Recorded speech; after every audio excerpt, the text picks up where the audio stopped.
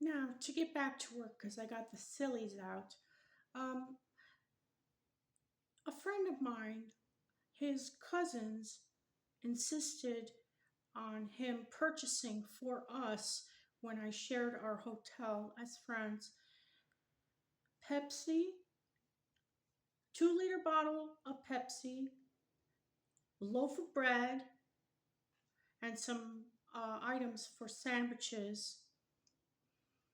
And I didn't understand why. I took it as an insult, of course, because I didn't understand. And when my friend was beaten up, they said he was racist. He's not. He was beaten up because he's homeless and he acts weird. So they beat him up, claimed he was racist. He had broken ribs and was in the hospital, and I had lost communication with him because he thought that I had something to do with it, that I asked for him to be beaten up. And he didn't ever want to see me again. I tried to get back in touch with him, and I rented another hotel. I remembered my mother's voice telling me, "We can't see you if we're up on a shelf."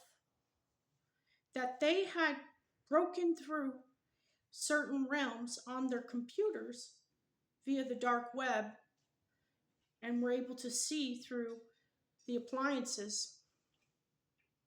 And I realized they were on a shelf.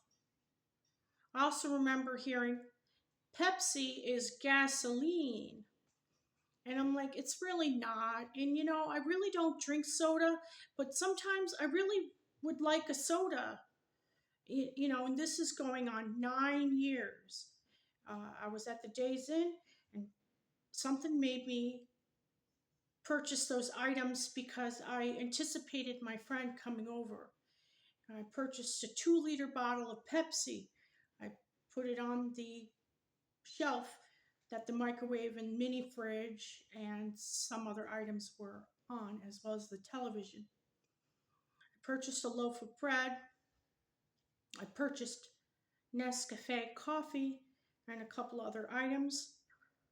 And suddenly I realized I was hearing my mother's voice and seeing, my stepfather around in my head. I said, "Hey, you guys are on a shelf. You're not supposed to participate." I said, "Oh, you went to a friend's house." It was like, "That's how we do it." Why would you follow me around and make me out to be schizophrenic? And well, because you really are. We didn't cause your schizophrenia. You really are. These people can't put two and two together. Then I realized I had the Pepsi, and I said, "I see bread represents money."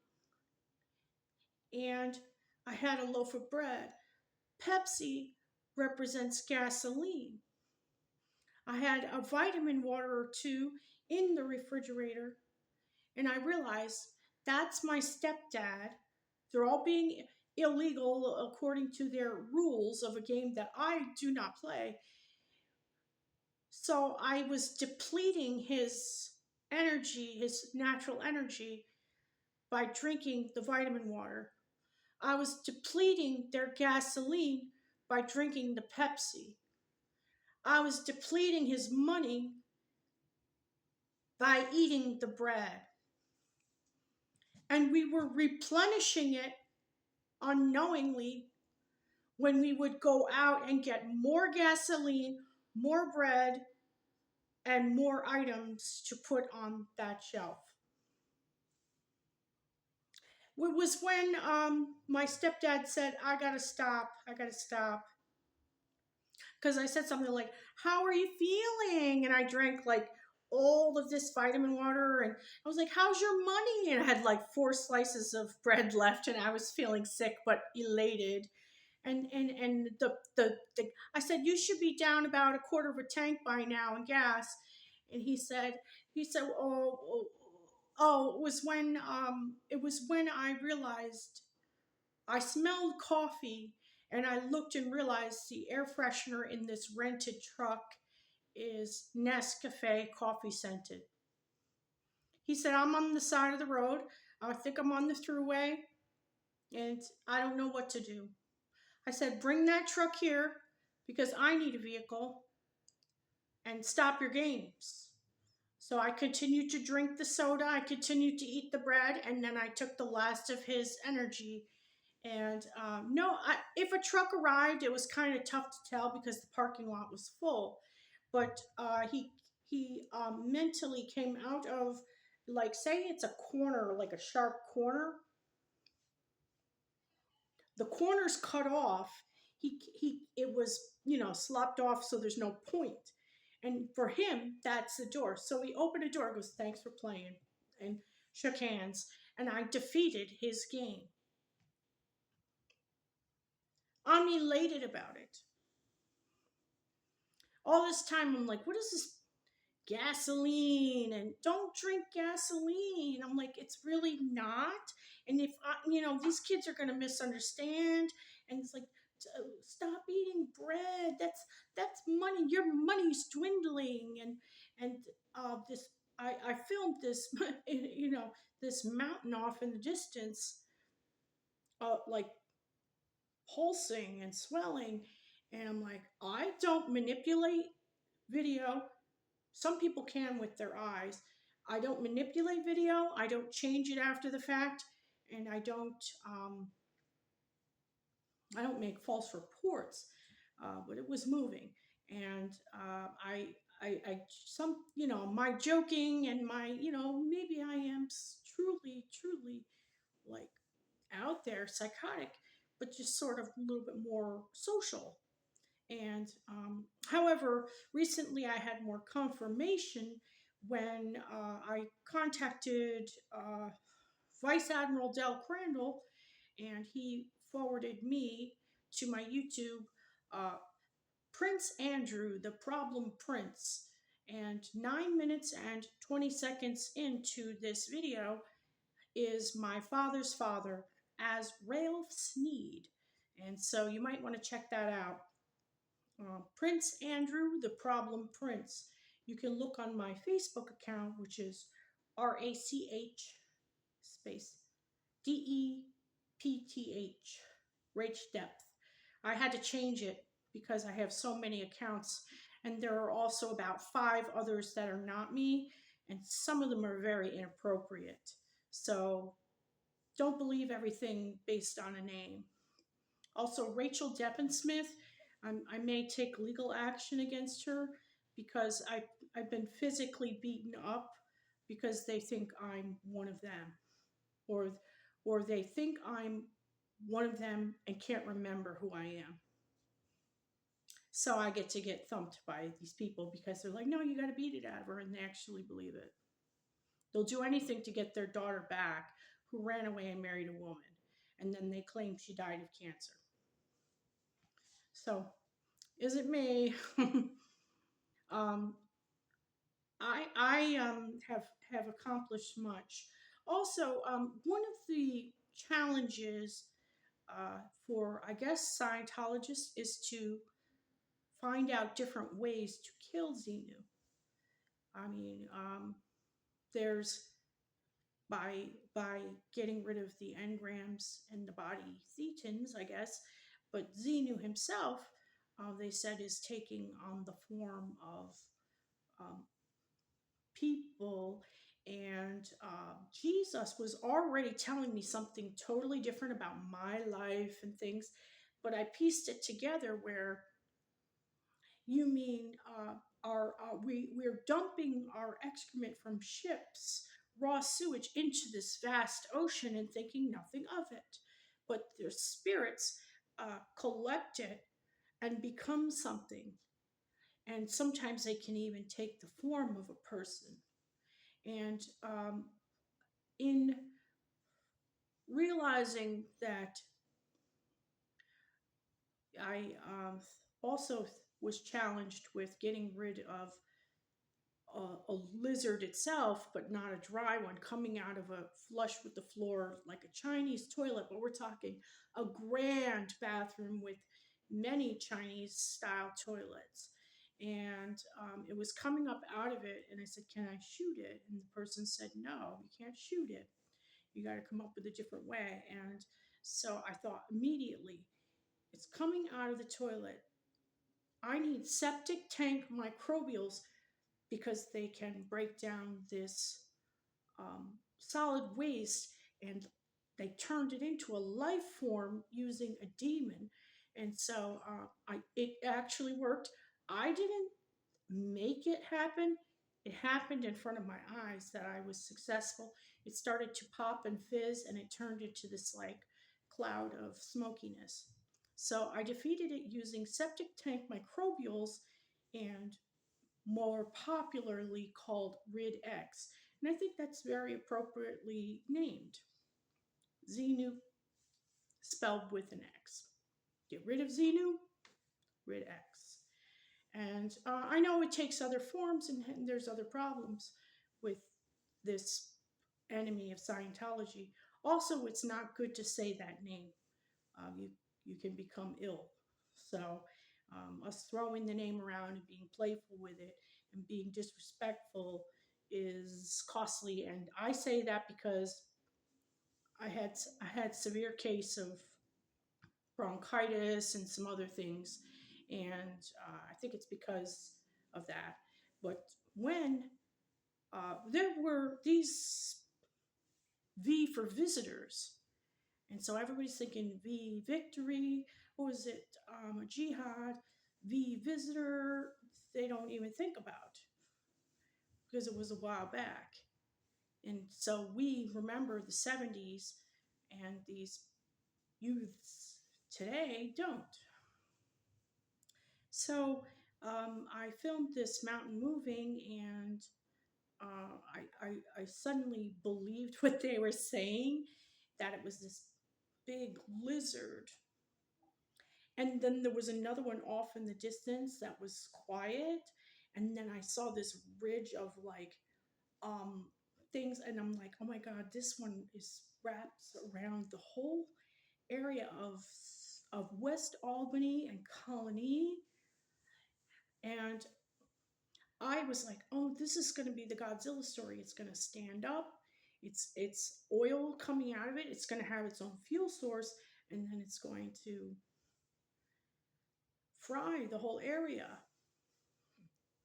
So, I wanted to share the video, and it's on one of my YouTube accounts. You can look up my name, RACHELDEPP channels. You can write Rachel Depp channels, and then all my channels will appear. Yes, there will be a few piggybackers that have posted their Rachel Depp version of who they think she is or who they know me to be.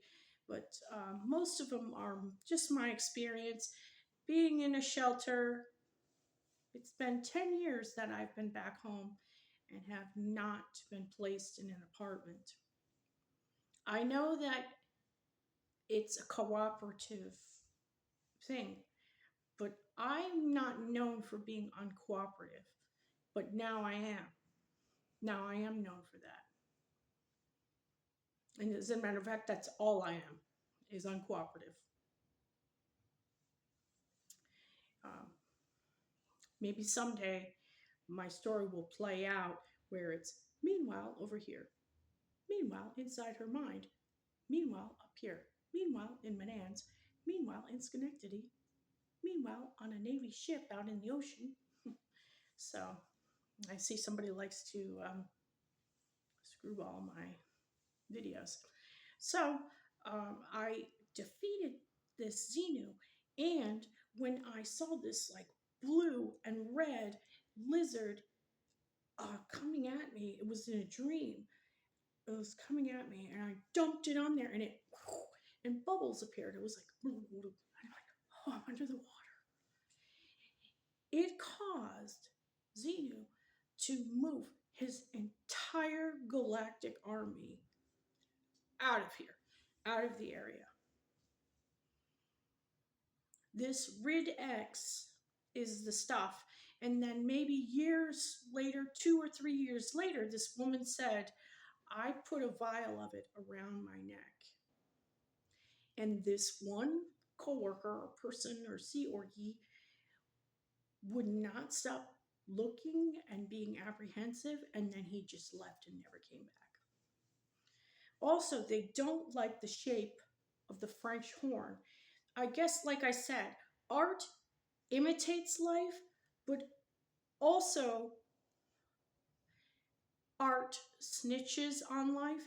And the movie Men in Black is kind of accurate as far as these teeny tiny guns. I have earned one, and they kind of resemble a little French horn. Mine is like brass. You don't see it, you can't steal it. And it used to be in pieces, and it was just this long dream that I had. I'm going through this like um, old schoolhouse turned into a some kind of a mental place, but with dogs, and the basement had birds stuffed in cages. You couldn't even see their face.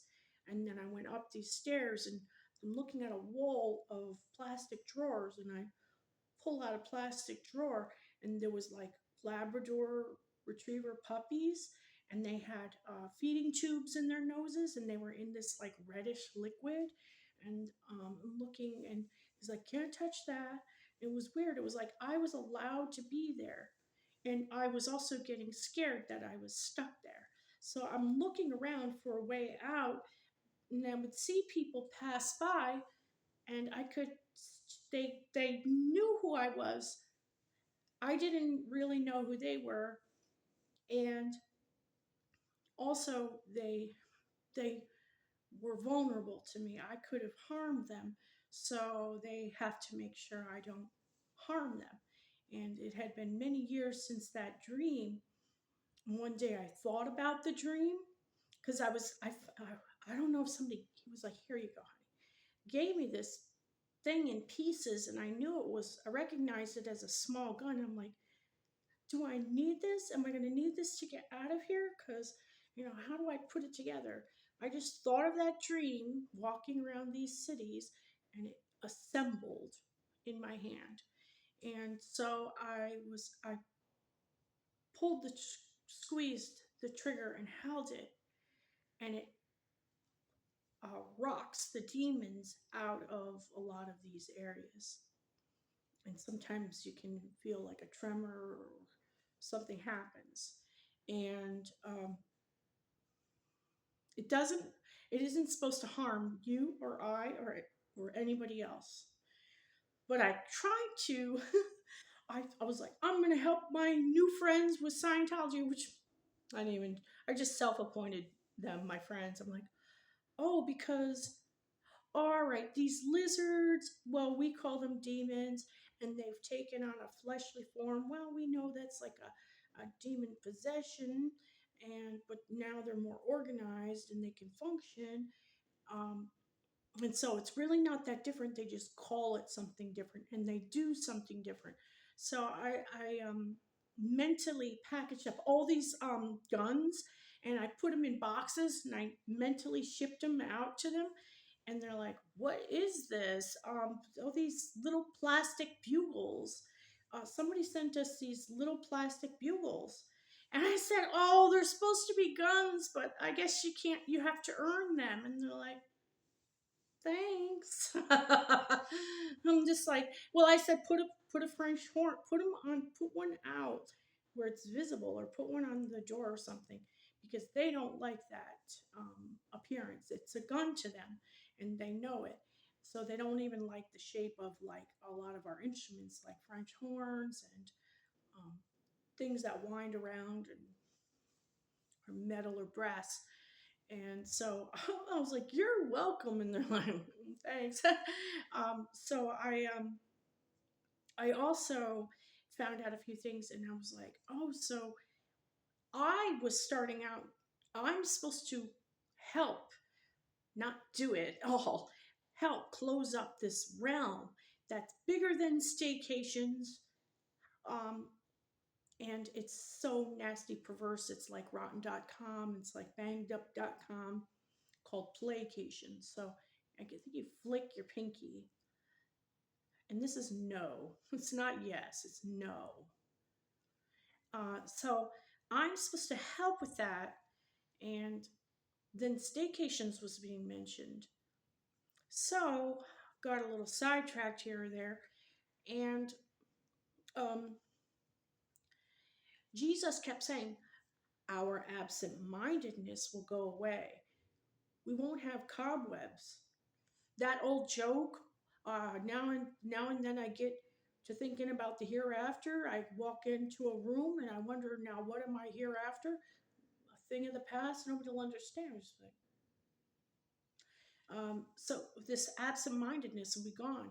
The sky will change in that it'll be.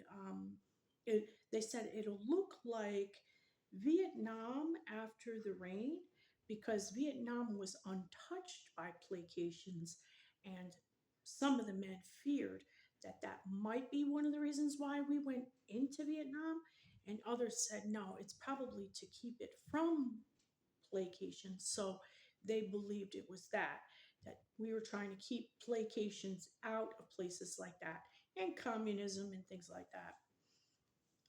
So it'll be like that where there's this like dark blue and um, they call them conduit colors. Not everything conduit is Afro American or Hispanic or brown skin. Um, it's some conduits like it's copper, gold, and platinum. Some are better uh, communicators. Some are better receivers. Some are better at um, following orders, even, or some are better at doing the thing that somebody really wants to do through a conduit. Like, well, I always wanted to just observe somebody paint all walls, and I want to get into the business, but I want to shadow somebody for the day. And so they can put on those, what do they call them? Glasses, and they can be inside a conduit, which really I think it's targets, it's people that tend to put up with more, and sometimes it's autistic and developmentally disabled people. And so when somebody says so and so spoke prophetically to me, now we're getting into praycations where often people believe with their whole heart they are doing the right thing by watching every move you make and guiding you like they're your self appointed guardian angel. And now parents are doing it to their children, and it is wrong. So when that realm closes up, there's going to be less accidents, less crime, less physical illnesses. And so something made me think about this clear, because now everything's sort of, oh, all right, well, trying to understand this new religion, Scientology, and it just came to me. I'm like, oh, this clear, you're rather, you feel good, but you're not like, hi, it's just, and you're pleasant, I guess. And neither are you absent minded, and you're not wondering what you meant to say or what you were in the room for. And so you're functioning, your blood flow is good, your blood pressure is good. So that's the physical. And then the scientifics of it is the e-meter and whatever auditing does for you. But what if placations ending would cause instantaneous worldwide clear. So that is something that I thought, and I wanted to share it, and I was distracted with all the clothes I was wearing, and so I was just I wanted to redo it. I'm like, placation's ending is this is my hypothesis, so that um, we need more workers. The workers are few. The the fields are white for harvest, but the workers are few. And here we are eliminating populations of people because we can't find common ground, or that we think it's honoring God to do so, and it isn't. So, if it's not in you to, if you believe you want your mission statement to be come out from them, have no part with them, that's different than going into precations and harassing somebody to death because you think they're the Antichrist. If you see a crime about to happen, prevent it. That goes global. That's global. It's not just within the walls of somebody else's church either. Tend to your flock too. And so if you should probably be too busy or you're convoluted. So I just started really thinking like they got it right. They haven't stopped taking this so seriously. And I became serious about it too when I found out about conduit falcons, conduit eagles, conduit turkey buzzards, conduit great egrets. These are now what our Bible speaks about as detestable beasts. And it's one of the main reasons why Jesus will return and do away with it. He's going to roll it up like a worn out garment and throw it out. And hopefully, I can't remember if it's attached to, and then the whole, like the whole, that's what it is. Everybody thinks if we destroy Earth and populate a couple planets way out there, we're safe. But Jesus is going to roll up the whole universe. Okay. There's no escaping it. And then they think, well, hell is in the heart of the earth. So if we destroy all of it, we won't go to hell. But you will surely go to hell. And it's there for your soul. And so it's a different cation. And it's one you're never going to get out of. So don't do that. But I started to think like, okay, this is what they're thinking, like disobedient children trying to cover their tracks. And then there's this lizards are bad. So why? Well, that's something we have in common. We don't want that. And it's very demon-esque, actually. And so everything Jesus said, I was weighing with what I know about Scientology. And yes, there's a lot of imperfect people and a lot of people doing wrong to children and other grown up people. But um, in the end, I believe that um, it could have been handled differently. What Christians did about Scientology, that they they didn't regard that there's the cream of the crop, but they're on 7 other continents, and that there's many thousands or hundreds of thousands or millions of Scientologists, and we were at one time enemies of God. So who are we to say that their sin is unacceptable and ours was forgivable? So I just said, you're counting these people as good as dead, and you needed to proceed with caution, because I heard some things and it isn't right. Now, as for David, he said, I was 16 when I went to go work for L. Ron Hubbard. And,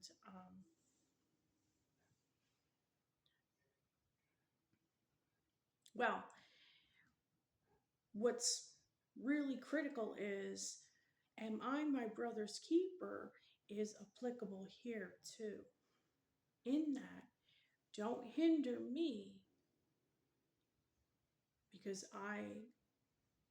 was able to, I was the platinum ear that heard Jesus, and then something, well, somebody said, you have connections and ties to Scientology, and we thought you would be a Scientologist, but you became a Christian. And so I guess that's why I was sort of, trying to figure this out and humanize Scientologists instead of all the dehumanization I was hearing and seeing. And so um, it's, I have this wacky sense of humor. It does cross the line. It's very insensitive.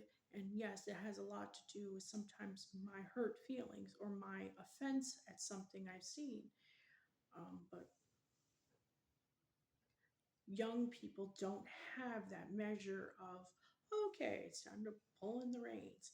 And so we are at war with powers and principalities, and they perceived Scientology itself as one of them.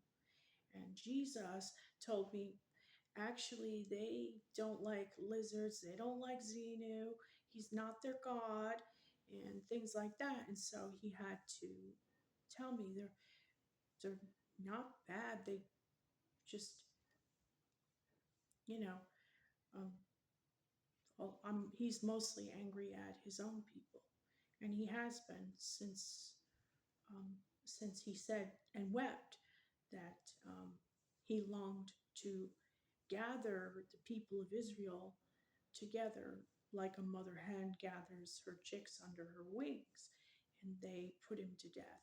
But that isn't even to vilify the Jewish people. It's just what happened. And Jesus was already going to step down and lay down his life as the good shepherd for his sheep. He was already going to do that. It was just, um, it, it was just bits and pieces of prophecy that unfolded, that he came to his own, and his own didn't even know him, didn't even recognize him, and so on and so forth, and that he would be put into the hands of the Gentiles and put to death. And so he knew it wasn't going to be good, but I guess that's proof that even God can be surprised at knowing what's going to happen and still be surprised. So um, I do joke around, and yeah, sometimes I know how to mimic um, what everybody's like who's just, I'm just doing my thing. I just pay the bills. I'm being funny too, and but I know I cross the line, but sometimes I have to get it out of my system too. It's like I got to get used to someday. I don't want to be Aunt Rachel. That might be why I've remained Aunt Rachel instead of like we don't want to make you have to watch the kids, so they're with Aunt so and so. Oh, that's good. Don't even realize they're probably your children. So I got some very serious things going on. And just, I really get mad when I'm put in this place where I'm up against my own worst fears, and it's not therapeutic. It's defeating me, and I'm trying not to let it defeat me. But I'm an immediate gratification type person, and I would never not do that for somebody. If they called me and said, I was supposed to catch a taxi at the train station and no taxi has arrived, can you come and get me? Yeah. Or so and so is sick from school. She's going to be in her bed all day long. Do you mind coming over and just sit on the couch? Yeah, sure. Sure, no problem. Or, things like that. But this was a different program when I came home. And I get scared. I get very scared because I'm not supposed to be harassed to this level, but I would have otherwise been a very likable, believable, convincing person. And the devil doesn't like that. He does not like convincing people, and it's always been in my nature. I tried to keep my reputation uh, clean, and that way it's believable. But I'm not telling lies. I might be, so that my truth is believable, I guess.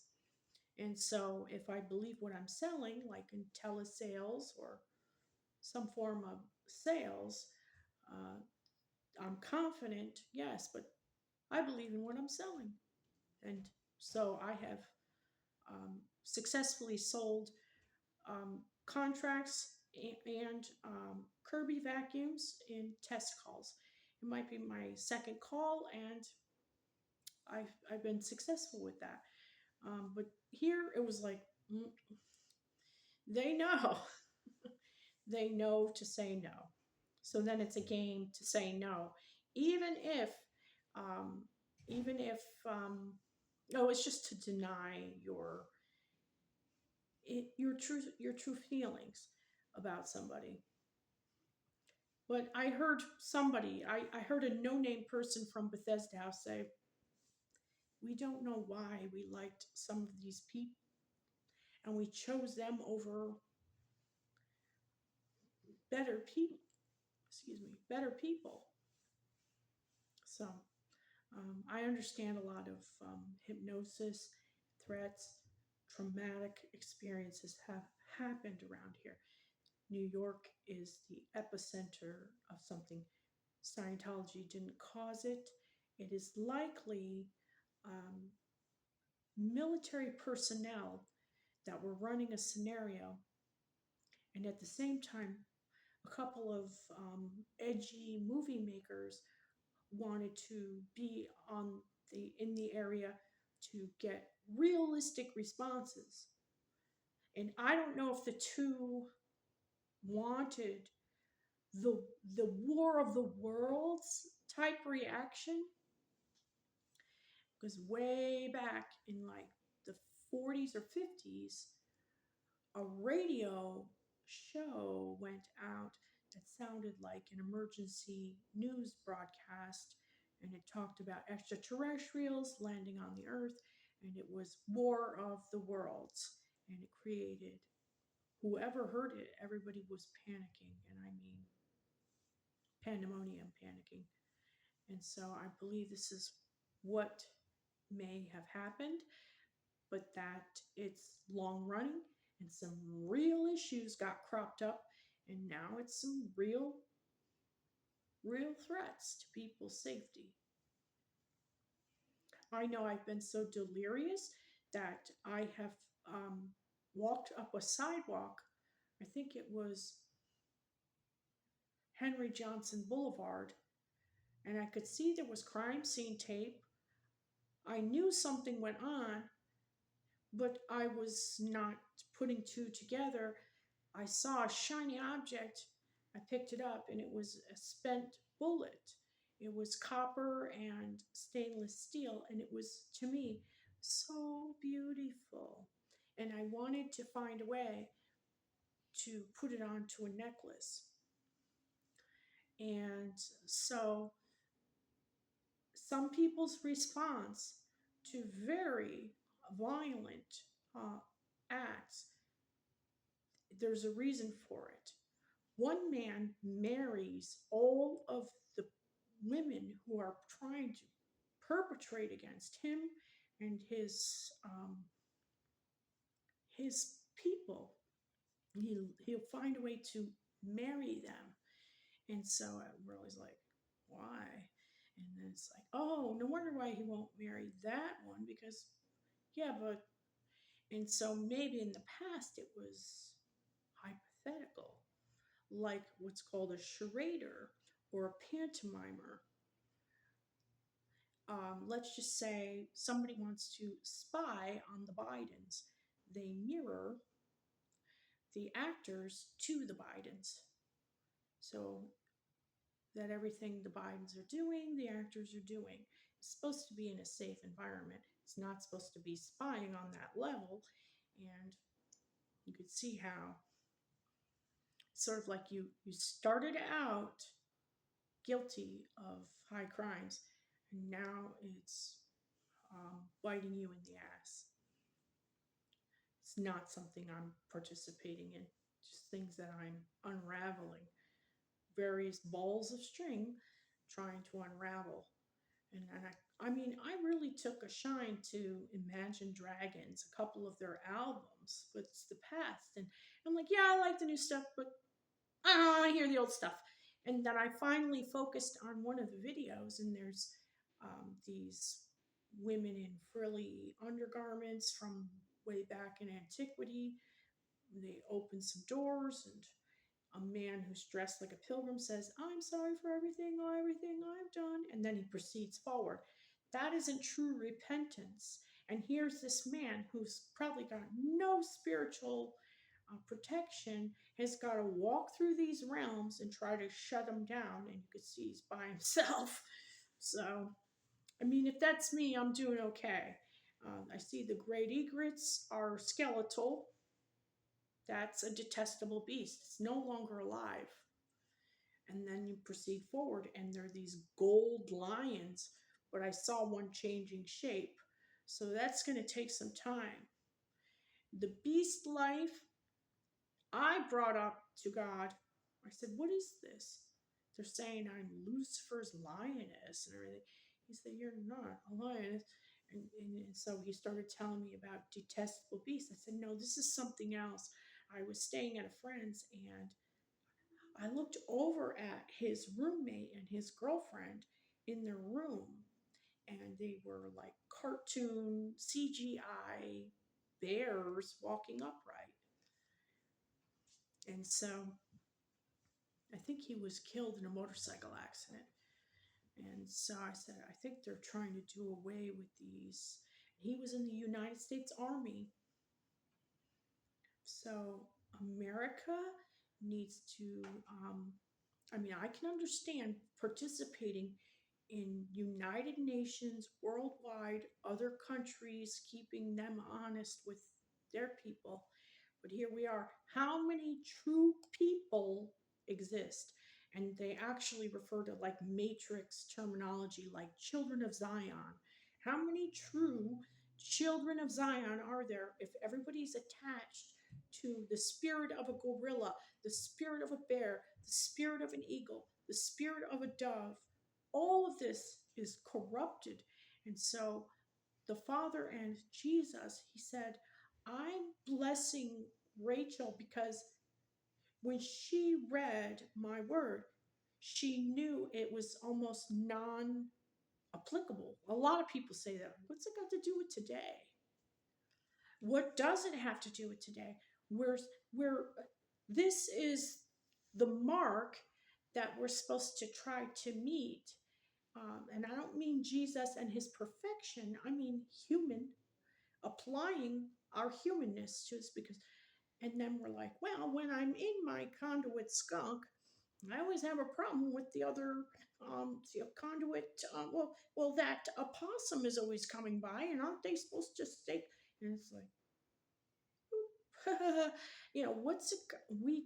We're not applicable to the very maker of all creation. He's probably wants to do away with all of us. We don't realize the severity of how we probably used to look like Rembrandts, and now we're a bunch of Picassos.